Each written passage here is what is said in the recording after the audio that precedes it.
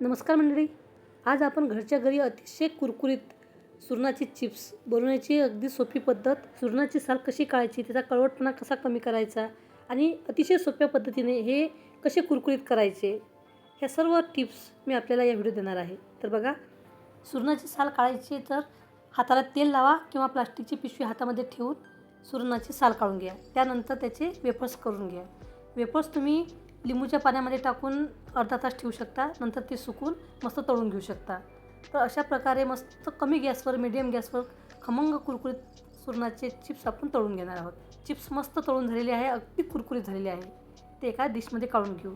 जर तुम्ही हे चिप्स उपवासाला खात असाल तर यावरती सेंधी मीठ टाका, लाल मिरची पावडर टाका. नाहीतर तुम्ही आमचूर पावडर टाकू शकता किंवा चाट मसालाही टाकू शकता आणि लाल मिरची पावडर टाकू शकता आणि मस्त व्यवस्थित मिक्स करून हे हवाबंद डब्यामध्ये भरून ठेवू शकता.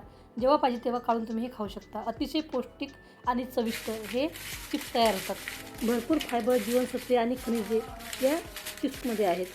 रेसिपी आवडली तर रेसिपी लाईक करा, कमेंट करा आणि जास्तीत जास्त शेअर करा. धन्यवाद मंडळी.